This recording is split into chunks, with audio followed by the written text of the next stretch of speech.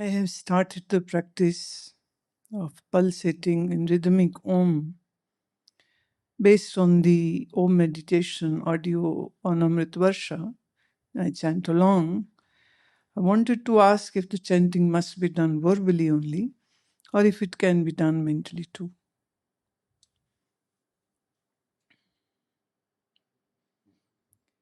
The kind of disturbances and challenges and confusions, delusions, in external world interactions and too much of obsessive nature of mind being involved in this and that, holding on to all comments which you listen about you, holding on to all the information which is coming around you. And that all is creating so much of disturbance in the mind that if you think that you can do the chant mentally and you will fail miserably. So it's very important that the person should, with this particular meditation method, should always begin with the verbal chant. The chanting happening in the at the level of the mind is only possible when there is a certain quality of stability, lack of duality, lack of confusions, lack of no dissipated mind. So, as we say it, manasik jap, or the japam done with being silent. You're not moving your tongue, you're not moving your lips. It's hard. It's really hard. And there are certain people who can't even do the verbal chant properly. For them, then the method comes of the kirtan, doing the kirtan, where other music instruments and other singers are involved. So much more grosser form of sound energy is created with that. When loud drums are played, tabla is played, loud cymbals are played, many people are singing very joyously, with love, with a lot of devotion.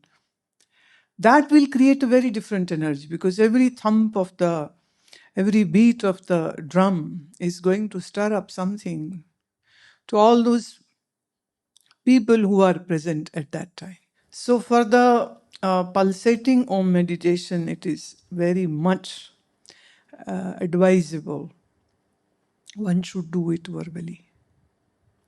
See, when the right time will come, then automatically the need or wish or the will to speak will just go away. It will just fade away.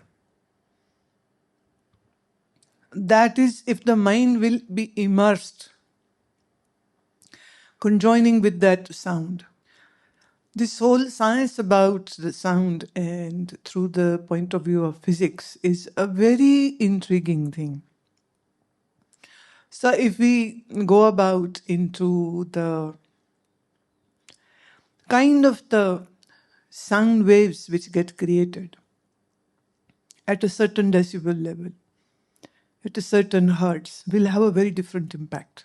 Say, if somebody plays the national anthem of our country, the moment you listen to it, automatically you will stand up and sing along.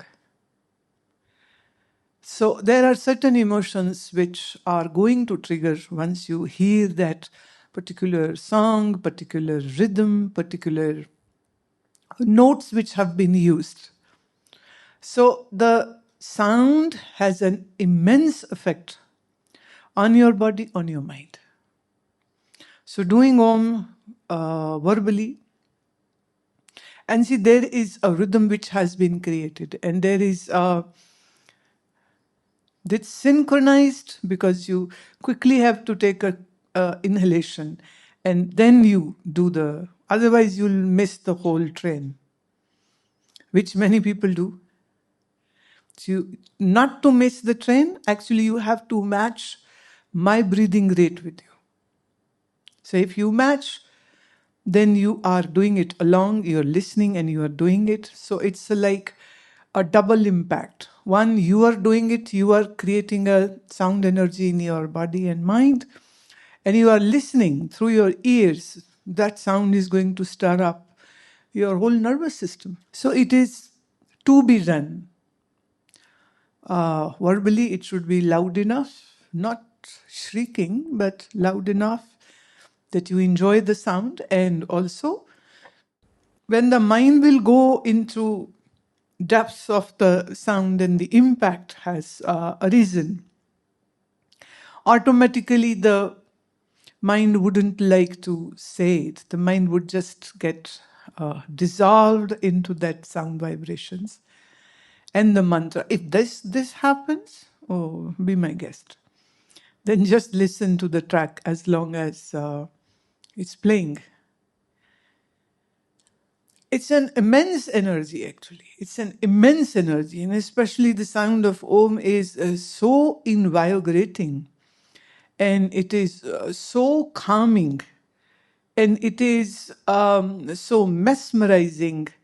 Like there was this experiment done. A small baby was crying and couldn't sleep. So the mother started doing a long chant of Om. Now she's just doing the Om. And like it's the mid tones, not high pitch, not too low. It's the mid tones which she took. And just a few Om, and the baby was sleeping. Even in the lullabies, which once upon a time the mothers used to sing, these days nobody sings. The lullaby had a repetition of word. Plus, it would be sung at a very husky, low tones.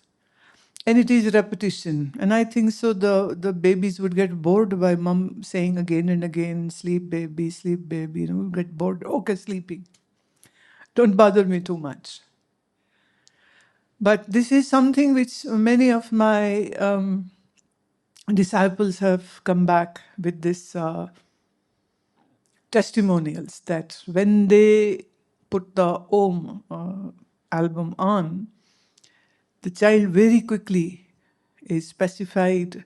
Well, if child is well fed and is clean, not if the child is hungry and has soiled his or her nappy. So if the child is happily fed, is clean, and you play or you sing Om to them, it has been found very quickly they go into sleep, a good sleep. So this chant is being used by many young mothers these days. And I have scores of emails which come, and they say that now our child doesn't sleep until we put. It might be Vaheguru, it might be Om, it might be Mool Mantra, it might be Om Namah Shivaya. It's a variety of mantras are there. So it is being used by many mothers. And I think so. Mantra not only works for that young baby or a young child, but it also works to the mother because the mother's nerves are also getting soothed. So both mom and the baby are calm and relaxed and both can have a good sleep. And mothers need it more. And of course, babies need their sleep because they grow well in their sleep. Somehow all civilizations and all cultures have this term of lullaby, where the mothers are singing to their babies. Language might be different, ways of singing might be different, but these lullabies are there everywhere, in every country, every culture, every civilization. So it is again one of a very powerful example of how the sound can soothe you, how the sound can bring calmness to your nerves. I'd like to give one more example. One time my mother, she was in Amritsar, she was driving her car and somehow accident happened. She rammed her car in a wall and she broke quite bones, leg and her, I think so, hip joint. She was in great pain. She was taken to hospital. Now they wanted to do an MRI, but she is fidgeting in pain and her heart rate was up and her blood pressure was up. And they said, now we have to give you some medication to bring calmness. And mom heard all this conversation and she said, in this broken bones, she mustered the courage and she said, oh no, no medication for me. Give me 10 minutes. And then in 10 minutes, you can check if medication is required or not. So she's lying on her stretcher and she started doing mental mantra chanting with rotating her consciousness to the various body part like if she would be doing Yoga Nidra. So she is using her consciousness to connect with the body from toe to head and repeating the mantra Om in her mind. 10 minutes doctor comes in to take her pulse, to take her BP, and voila, it's all normal. And remember, she had 2 broken bones. Her acetabulum was broken. Her tibia was broken. And actually the ball was crushed and was out of the socket also.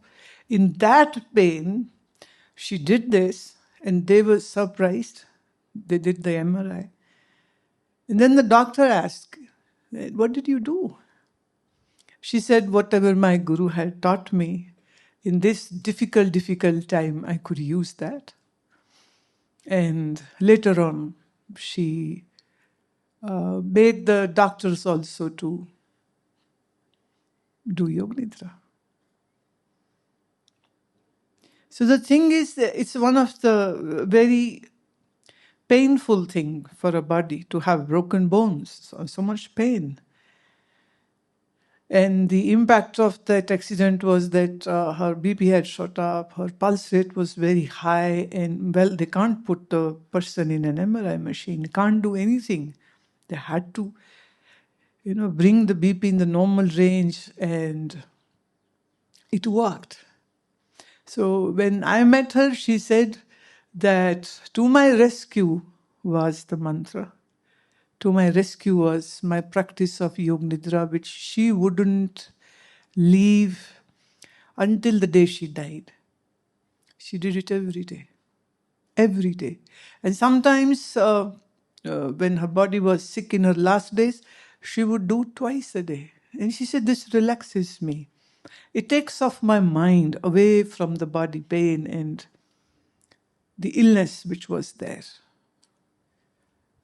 Giving these examples, I reiterate my point that the verbalization of the mantra has a very powerful impact on our body.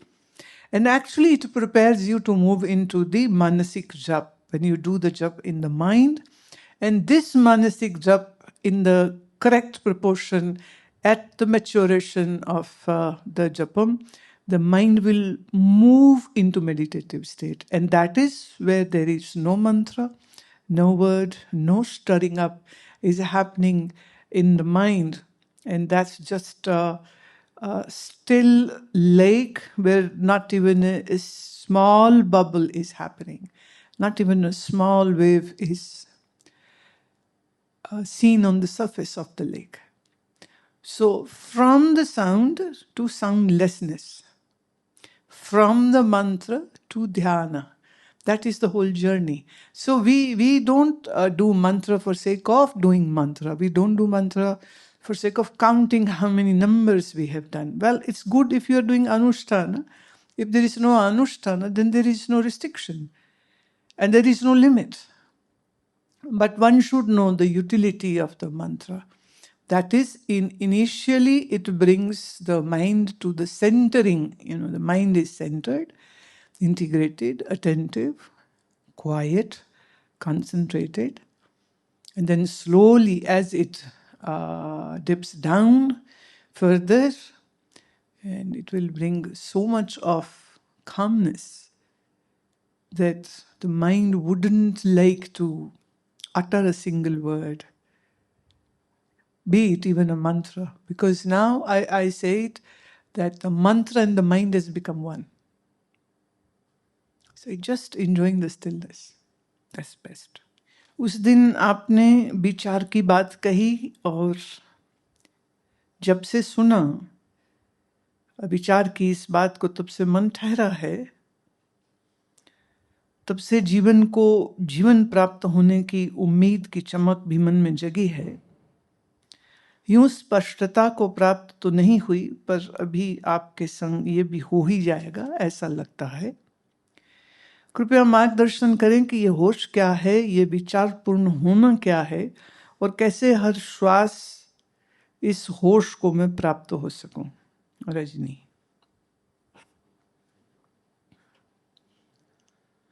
देखो, जब कोई पहली बार cycle चलाना सीखता है तो कभी उसकी शक्ल देखी है आपने कि कितना तनाव उसके चेहरे पर होता है। वो सांस लेना भूल जाता है। कोई नया गाड़ी चलाना सीख रहा हो तो वो स्टेयरिंग व्हील को छाती के साथ चिपकाए रहते हैं, और ब्रेक और एक्सीलेटर कहाँ है, तो कई दफ़े दबाना ब्रेक है, दबा एक्सीलेटर देते हैं, लगाना गियर पहले से दूसरा है, वो सीधे तीसरे में ले जाते हैं, और फिर झटके लगते हैं गाड़ी को। और जब यही व्यक्ति गाड़ी चलाना सीख जाता है तो कोई डर नहीं है, कोई भय नहीं है, क्या करूं क्या नहीं करूं, बल्कि वो गाना सुनता है, खाना खाता है, हंसता है, चुटकुले बोलता है और गाड़ी भी चलाता जाता है।